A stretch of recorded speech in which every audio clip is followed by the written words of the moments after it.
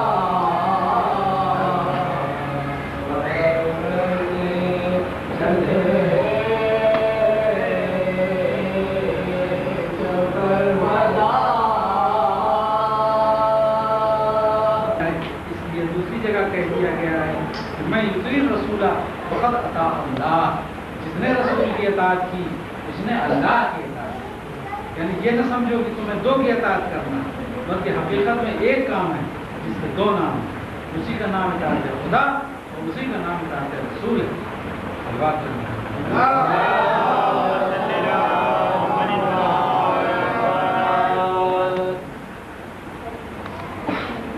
एक जगह कलाम मजीद में है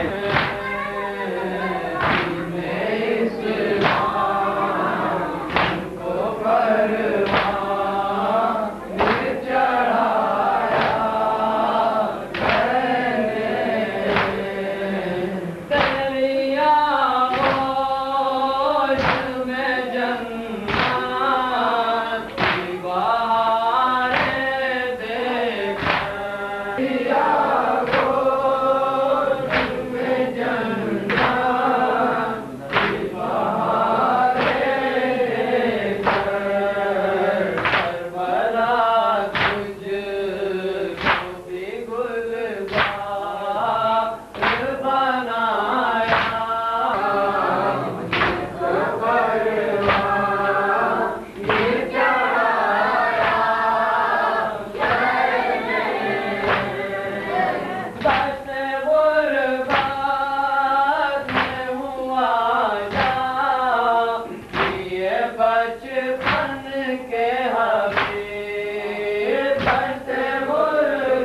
करवटे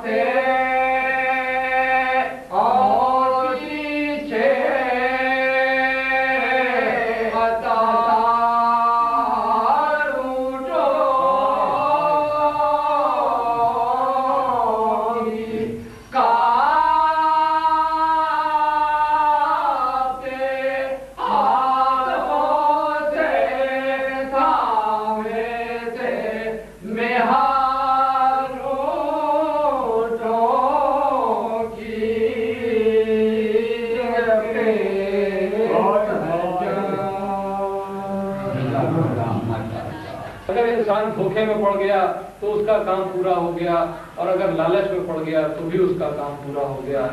हुसैन के कत्ल का जो इंतजाम किया गया था, हुसैन से बैत लेने की जो तरकीबें लगाई गई थी, उसमें हुसैन को दावत, हुसैन को लालच भी दी जा रही थी, हुसैन के ऊपर जोर भी डाला जा रहा था, और हुसैन को इस बात से डराया भी जा रहा था कि तुम्हारा सर तन से कलम कर दिया जाएगा। लेकिन जब इरादा मजबूत था, जब यकीन मजबूत था, जब अल्लाह की तरफ पूरा एतमाद था, तो फिर उसके बाद किसी तरह भटकने की कोई गुंजाइश नहीं थी। हुसैन के साथ आने वाले ऐसे थे कि जिनको अल्लाह पर पूरा भरोसा था, हुसैन के साथ आने वाले ऐसे थे कि जिनको हुसैन पर पूरा भरोसा था। जब हुसैन से ये कहा गया कि बैत कर लो, तो आप उस दारुल इमारा से वापस चले आए, अमरहाय बनी हाशिम साथ साथ आए, और इसके बाद सफर अख्तियार किया। और वो सफर ऐसा था कि जो मुसीबतों का सफर था, जिसका आगाज 28 रजब को हुआ। हुसैन 28 रजब की सुबह को मदीने से निकले, तो हुसैन के साथ बच्चे थे, हुसैन के साथ अहले हरम थे। हुसैन से लोगों ने मना भी किया कि आप कूफे का सफर ना अख्तियार करें, इसलिए कि अहले कूफा पर भरोसा नहीं किया जा सकता, इसलिए कि वहाँ पर जब अली गए तो उनको कत्ल कर दिया गया। लेकिन उसके बाद भी हुसैन ने कूफे का सफर अख्तियार इसलिए किया कि हुसैन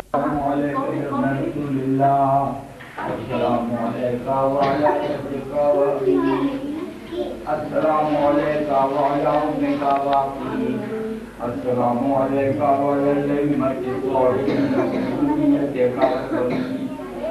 व अलैहिम्मति व रहमतुल्लाहि व बरकातुहू व या लैतना कुन्ना माकुम व नकून फौजन अज़ीमा।